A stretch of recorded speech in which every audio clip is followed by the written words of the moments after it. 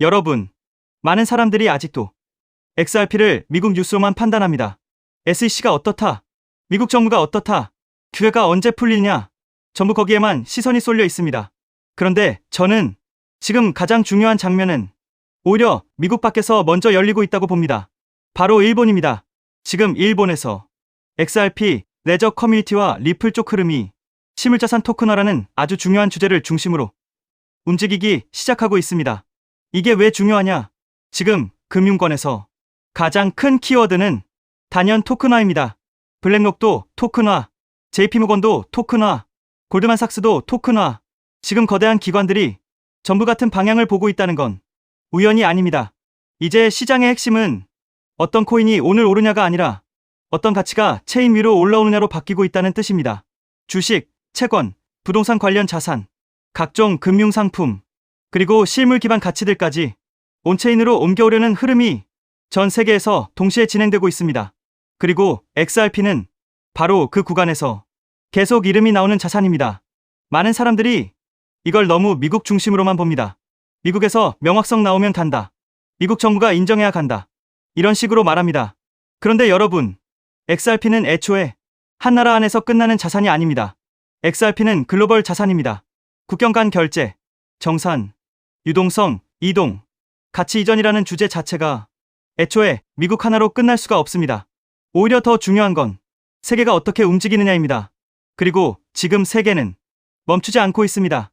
미국이 잠깐 느리다고 해서 일본이 멈추는 것도 아니고 아시아가 멈추는 것도 아니고 중동과 유럽이 멈추는 것도 아닙니다. 혁신은 계속되고 있고 토큰화는 계속 진행되고 있고 기존 금융과 디지털 자산의 연결도 계속 앞으로 가고 있습니다. 저는 많은 사람들이 이걸 너무 과소평가하고 있다고 봅니다. 왜냐하면 사람들은 늘 자기 눈앞 뉴스만 크게 보기 때문입니다. 하지만 진짜 큰 자산은 한 나라 정책 하나에만 매달려 움직이지 않습니다. 더 큰 흐름, 더 큰 방향, 더 큰 구조를 탑니다. 그리고 XRP는 바로 그 구조 안에 들어가 있는 자산일 수 있습니다. 지금 일본에서 중요한 건 단순 이벤트 하나가 아닙니다. 그건 상징입니다. XRP가 미국 뉴스만 기다리는 자산이 아니라 글로벌 토큰화 흐름 속에서 계속 움직이고 있다. 이걸 보여주는 상징입니다. 특히 실물자산 토큰화는 앞으로 시장의 크기를 완전히 바꿔놓을 수 있습니다. 지금까지 크립토 시장이 자기들끼리만 도는 돈의 흐름이었다면 토큰화는 기존 세계의 거대한 가치가 체인 위로 들어오는 과정입니다. 즉, 판 자체가 커지는 겁니다. 그리고 판이 커질수록 중요해지는 건 그 자산이 얼마나 글로벌하게 연결될 수 있느냐, 얼마나 빠르게 움직일 수 있느냐, 얼마나 정상과 유동성 문제를 풀 수 있느냐입니다. 바로 그 질문 앞에서 XRP는 점점 더 중요해질 수 있습니다. 그래서 저는 지금 XRP를 볼 때 미국 규제 하나만 보면 안 된다고 생각합니다. 물론 미국은 중요합니다. 하지만 미국이 전부는 아닙니다. 오히려 XRP 같은 자산은 미국 밖 세계가 더 빨리 움직일수록 더 큰 기회를 만들 수 있습니다. 일본은 그 시작 중 하나일 뿐입니다. 앞으로 이런 장면들은 더 많아질 수 있습니다.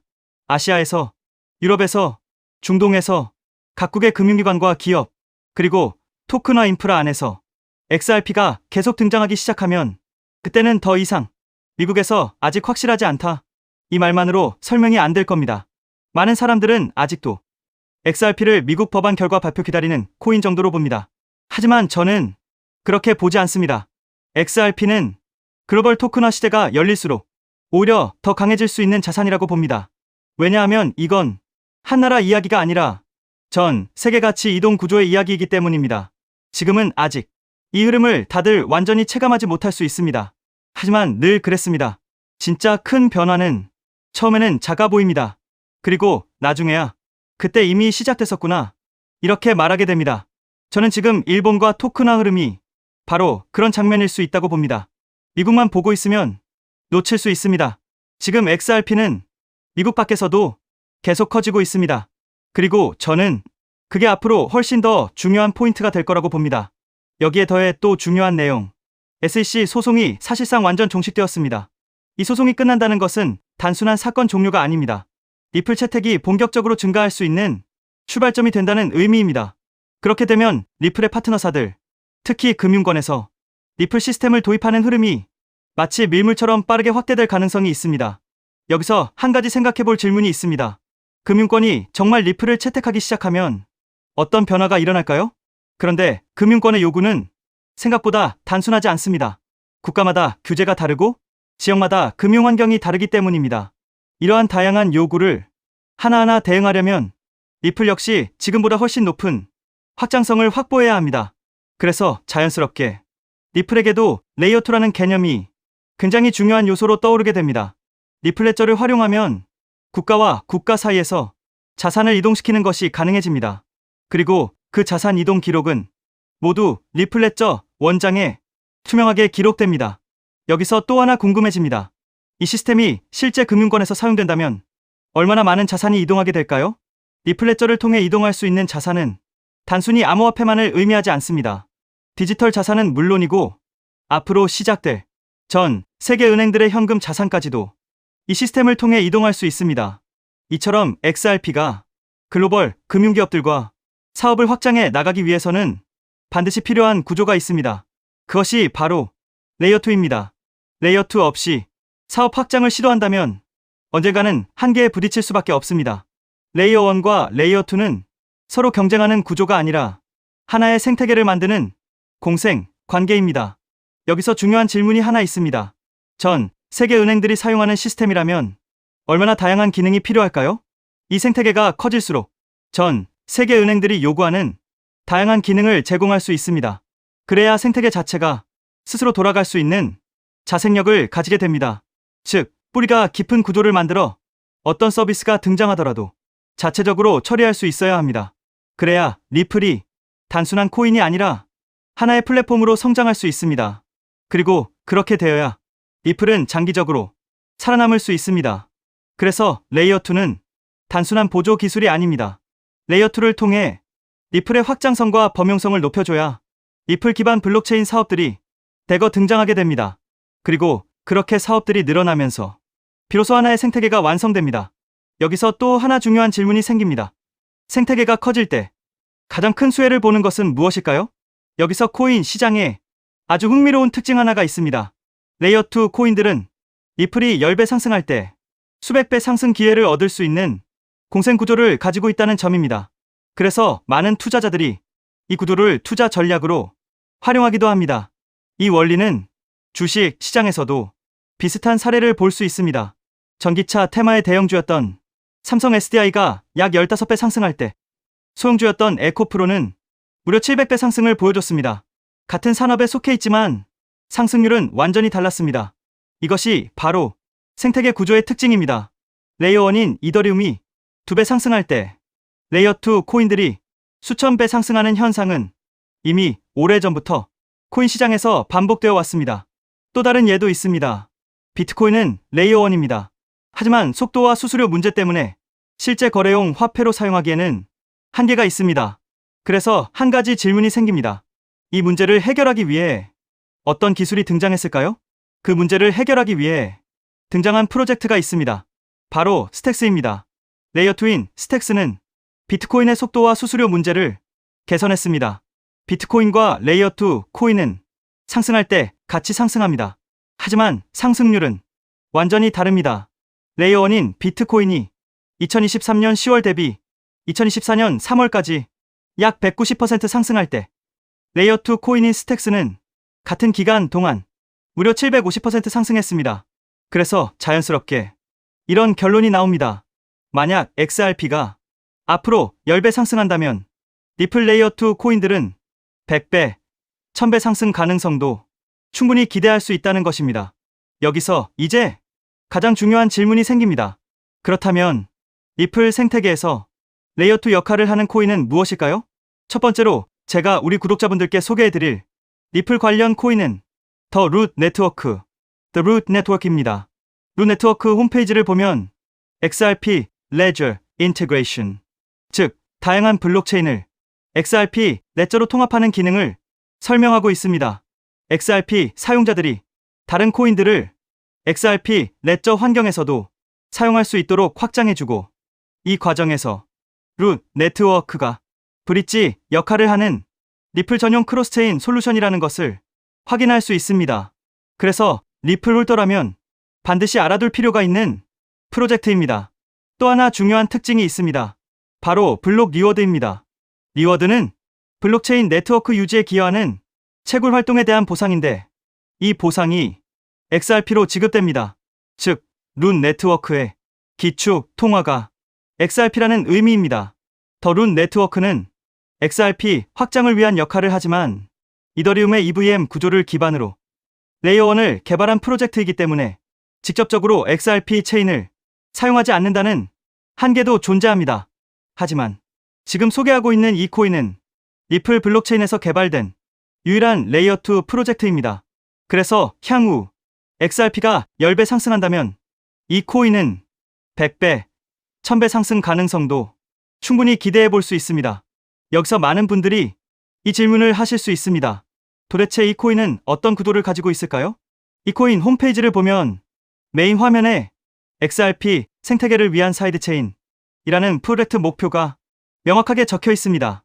사이드체인은 XRP 체인을 더 원활하게 구동할 수 있도록 지원해주는 체인을 의미합니다.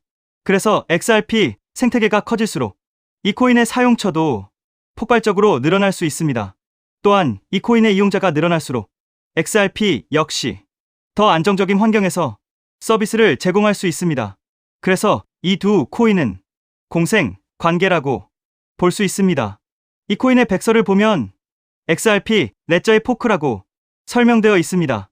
하드포크와 비슷한 개념인데 XRP의 장점은 유지하면서 레이어2의 핵심 가치인 확장성을 개선하기 위해 추가적인 코드 개발 가능성을 열어둔 구조입니다. 그래서 이 프로젝트는 레이어2 스마트 컨트랙트를 담당한다고 설명하고 있습니다. 향후 리플 생태계에서는 결제는 레이어 1, 즉 리플 레저에서 처리되고 어플리케이션과 서비스 영역은 레이어 2인 이 프로젝트를 통해 처리될 가능성이 있습니다. 사실 이 부분 때문에 리플 기술 커뮤니티에서는 하나의 우려가 나오고 있습니다. 앞으로 이 코인으로 수요가 너무 많이 몰릴 수 있다는 것입니다. 레이어 2는 블록체인이라는 뿌리 위에서 꽃과 열매 역할을 하는 블록체인 애플리케이션들을 연결하는 역할을 합니다. 그런데 이 중요한 연결 구조가 거의 코인 하나에 집중되어 있습니다. 그래서 기술자 커뮤니티에서는 이 코인이 혹시 XRP보다 더 커질 수도 있는 것 아니냐는 우려까지 나오고 있습니다. 이에 대해 리플 CTO인 슈와르츠는 이렇게 이야기합니다. 새로운 체인이 등장한다고 해서 기존 체인의 가치가 떨어질 것이라고 걱정하는 것은 지금 걱정할 문제가 아니라는 것입니다. 즉, 이 코인이 너무 커질 것을 걱정하는 기술자들의 우려에 대해 리플 CTO가 직접 나서 진정시키고 있는 상황입니다. 이 장면만 봐도 이 프로젝트가 얼마나 중요한 위치에 있는지 충분히 알 수 있습니다. 이 코인은 재작년 12월에 출시된 아직 2년도 되지 않은 초기 프로젝트입니다. 현재 가격은 약 166원, 그리고 시가총액 역시 약 60억 수준입니다. 리플 XRP의 시총이 약 45조라는 점을 생각하면 아직 700분의 1도 되지 않는 저평가 영역이라고 볼 수 있습니다. 또한 전체 물량의 98% 이상이 이미 유통되어 있기 때문에 개발팀의 물량 언락으로 인한 추가 하락 위험도 크게 걱정할 필요는 없습니다. 이 코인은 리플과 직접 연결되어 앞으로 리플 생태계에서 핵심 역할을 맡게 될 가능성이 있습니다. 그래서 리플 CTO의 집중적인 관리도 받고 있습니다. 그런데 아직까지 저평가 상태인 이유가 있습니다. 리플사가 이 프로젝트에 직접 깊게 관여하고 있음에도 아직 공개적으로 크게 드러내지 않고 있기 때문입니다. 리플의 SEC 소송이 사실상 완전히 끝나 이제 금융권 사업 확장이 전략적으로 시작될 수 있습니다. 그 시점이 되면 이 코인은 폭발적인 움직임을 보일 수 있습니다. 그래서 지금은 리플 네트워크 내부 거래 정도로만 조심스럽게 운영되고 있는 것으로 추정됩니다. SEC 소송이 사실상 종식되어 리플 채택은 곧바로 확대될 가능성이 매우 높습니다. 그에 따라 금융권의 리플 시스템 도입 역시 확장됩니다. 하지만 금융권의 요구는 국가와 지역마다 매우 다양합니다. 그래서 이런 요구에 하나하나 대응하려면 리플은 반드시 더 높은 확장성을 확보해야 합니다. 그래서 바로 이 코인이 등장한 것입니다. 리플 생태계 확장을 가능하게 만드는 핵심 구조이기 때문에 기술자 커뮤니티에서는 오히려 이 코인이 너무 크게 성장할 가능성을 우려하고 있는 것입니다. 코인마켓캡의 커뮤니티 투표 결과에서도 무려 96%나 되는 사람들이 이 코인의 폭등에 투표한 것을 볼 수 있죠. 리플 XRP의 성장과 함께 수백, 수천 배 동반 성장할 이 코인 정보를 저희 구독자 여러분들께만 무료로 공유해 드리려고 합니다. 딱 10만 원이면 됩니다. 많은 돈도 필요 없습니다. 단 10만 원만 묻어두셔도 올해 인생의 방향을 바꿀 수 있는 코인입니다. 그런데 왜 지금 이 자리에서 이름을 바로 공개하지 않느냐고요? 이유는 단순합니다. 유튜브에서 이름이 공개되는 순간 세력들이 바로 움직입니다. 가격을 흔들고 판을 뒤집습니다. 그리고 뉴스가 나오고 사람들이 몰리기 시작하면 그때는 이미 늦습니다. 이 시장은 정보가 퍼진 뒤에 사는 사람이 아니라 퍼지기 전에 움직인 사람이 가져가는 구조입니다. 결국 선점이 전부입니다.